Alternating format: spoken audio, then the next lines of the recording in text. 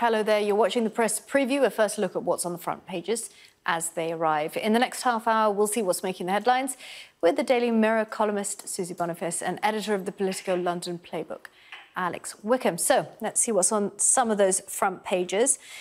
Boris Johnson is coming under pressure to end the system of self-isolation after being pinged by the NHS COVID app, reports The Telegraph, with ministers urging the Prime Minister to ditch the requirement for fully vaccinated people. The Metro also leads with Boris Johnson and the Chancellor having to self-isolate on so-called Freedom Day, saying they U-turned on taking daily tests to avoid quarantining after a backlash. Boris Johnson spending Freedom Day at Chequers after changing plans to skip quarantine. That's the lead on the Express. That's also on the front of the Financial Times, along with retailers and producers warning about staff shortages and price increases, because the number of workers isolating is putting pressure on the supply chain. PM and Sunak isolating on Freedom Day after trying to dodge the rules. That's the headline in the Eye. And the Mirror goes with Boris Johnson asking people in England to be cautious while ploughing on with his scrapping of all virus restrictions. The lifting of coronavirus rules is the Yorkshire Post's lead as well. The Guardian, however, goes with a completely different story, leading on a special investigation. The Star has Boris Johnson's U-turn on quarantining on its front page. And the Mail goes with business leaders warning about the pingdemic too, and also changes to self-isolation rules for frontline NHS and social care staff to help avoid staff shortages. So, reports of a change in the self-isolation rules for NHS staff. Let's bring in our Deputy Political Editor, Sam Coates, for more on that. Sam, what do we know? We can confirm that from Monday morning, NHS staff and social care staff who come into contact with somebody who tests positive for coronavirus and who's contacted by NHS Test and Trace, all pinged by the app, will no longer have to self-isolate for 10 days. Sajid Javid says that we're fortifying our collective security in England, at least. It's an important moment, not just for NHS and social care workers, but also it's the first big moment that the government appear to be conceding that the scale of the number of people that are testing positive, over 40,000 today, and the numbers who are self-isolating as a consequence of coming into contact with people who test positive, which could reach 1.4 million a week if we reach 100,000 cases a day, as Sajid Javid predicted, is having an impact on essential infrastructure. But the problem for the government is that the NHS and social care aren't the only two bits of essential infrastructure in this country. Also transport. You've already got trains being cancelled because there aren't enough drivers, or maintenance, or utilities, all of these things. Business groups begging for the self-isolation rules to be watered down. Today, Tony Blair has called for the NHS Test and Trace quarantine requirement to be scrapped. So often in this pandemic, he has actually been a trendsetter, and ministers have followed his advice. But there is concern in Westminster that the test and trace, the NHS isolation requirement, 10 days at home, is actually welcomed by some scientists as a kind of backdoor lockdown to keep more people from coming into contact with others. They want this to stay because they're worried about the speed of the increase in case rates, so they think there shouldn't be changes and they're fighting against them, which is why test and release for most people hasn't happened. Once again, another difficult dilemma for Boris Johnson. Sam, thank you. Right, well, let's bring in Susie Boniface and Alex Wickham now to take a closer look at the papers. Susie and Alex, thanks so much for joining us. Good evening to you.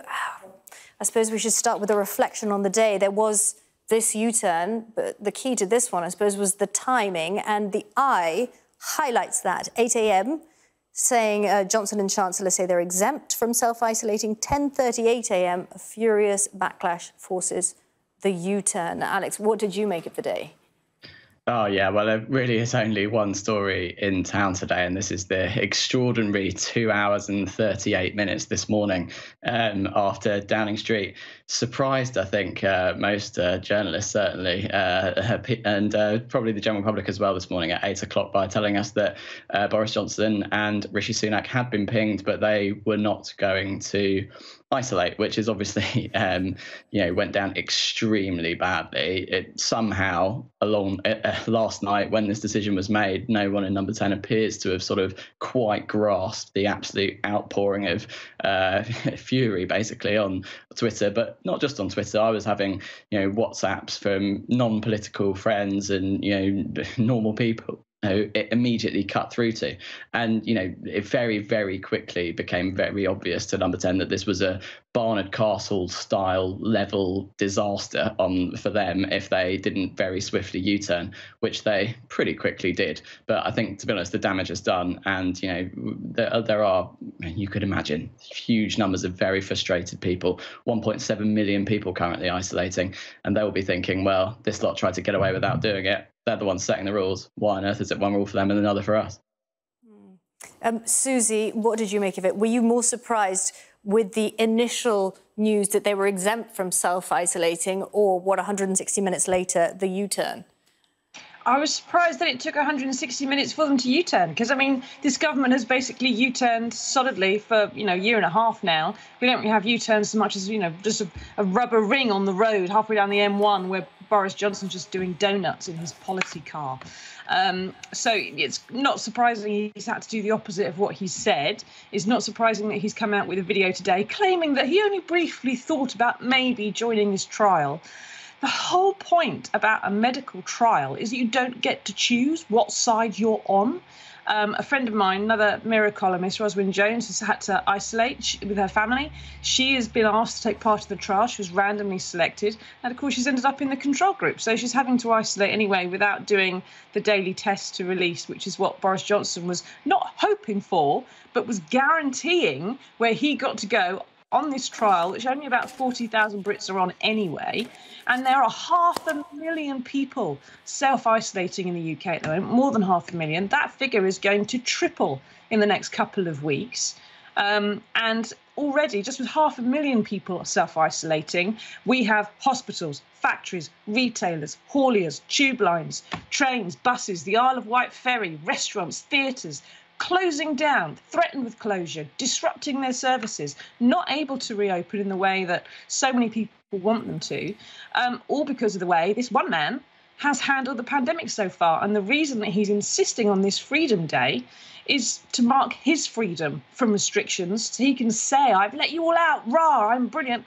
There was some great piece in the paper yesterday talking about how he wanted to have a Churchill moment with some stirring rhetoric in a location that's historically linked to Churchill, and wanted to say, I've given you back your freedom, Britain. The pandemic, we've beaten it. And, christen the NHS as being even just as good as the few or something. The whole thing's completely inappropriate. The pandemic's still raging, probably going to for 5 to 10 years in different parts of the world, and it really needs a grown-up to be running the country. But from what Dominic Cummings has said about him, Downing Street's probably quite glad he's not there getting in the way. Alex, it was interesting, wasn't it, that in that video he did say, we did look briefly at us taking part in the pilot scheme. I mean, how brief was it if you've got Robert Jenrick out doing the media rounds this morning defending it? Yeah, I mean, I don't think there are that many people who have sympathy for Robert Jenrick, but you definitely did this morning, watching him have to go out and bat for this government line that actually it was perfectly understandable that the two most powerful people in the country didn't have to follow the rules that everyone else have followed. And, I imagine he would be slightly miffed to see the second statement come through just as he finished his broadcast round this morning. But yeah, I mean, you have a situation tomorrow, Freedom Day, the day all the restrictions lift, but cases are at 50,000 a day at least and going up. The Prime Minister, the Chancellor, the Health Secretary are all locked in at home, two isolating, pinged, one with COVID himself. I mean, it's not an ideal situation for the government, is it? This is not when Boris Johnson embarked on this irreversible roadmap all those months ago. I don't imagine this is how he thought the Freedom Day and to Step 4 would be going. Just in reference to what Sam Coates was telling us now, Susie, do you think, the front of the Daily Mail, they've referenced this as well, saying that key NHS workers will be exempted from the quarantine rule to help avoid hospitals cancelling operations because of staff shortages? I mean, do you think this is the beginning of the end of the ping-demic, as it's been called, or ping-mageddon, as I've read somewhere else? I love the way some parts of the press are blaming this on a phone app, and it's too sensitive, and it's just mad. It's technology gone mad. The fact that people are getting pinged in, 50% more people self-isolating this week than last week is because infections are shooting through the roof, and they're shooting through the roof because we've been easing restrictions, apparently slowly and cautiously, but in just such a way that over the summer peak, it was always going to cause a massive wave. And what Alex was just saying there about this is just what, Boris Johnson would not have wanted when he launched Freedom Day kind of thing, and the plan and the roadmap. This is what scientists have been warning about for months. They said last winter we would have, next winter was probably going to be spent in a lockdown, and we'd be facing problems with flu as well. And anyone could see that although we have weakened the link between the virus and death and hospitalisation, the link is still there. There are 550 people on mechanical ventilation today in British hospitals, having to have a machine breathe for them within 28 days of a positive COVID test. They are younger, they are healthier, they are people who have had some jabs, or if not all of their jabs. Boris Johnson's video there, he sounds quite raspy. He sounds like he's got a bit of a cold at least, and hopefully it doesn't get any worse for him. But he has known this. He has had the briefings before we did. All right. And I've known this was coming for months. So if an idiot like me has figured it out, how come the Prime Minister hasn't? What's wrong with the man? What's he doing all day? Hello again to you both. Let's kick off with children and vaccines, because this obviously is a global conversation. The Daily Telegraph saying that the JCVI is expected to announce today that only vulnerable children, Susie, are going to get the jab. Yeah, and other countries are vaccinating all children over the age of sort of 12. In here, they're talking about only vulnerable children over the age of 12, people who are about to turn 18. And Neil Ferguson, one of the SAGE scientists whose modelling has been sort of influential in this pandemic, has said that basically if you don't vaccinate children and teenagers in particular, you're never going to reach herd immunity. Now, if we want to try and see things from the Prime Minister's point of view for a moment, if we can, the idea of there being rampant infections during the summer holiday would imply that you can let younger people, children who are less likely to be affected by COVID, get infected steadily, and they would achieve that herd immunity without vaccination. Perhaps that's the plan. Perhaps it will even work. I don't know.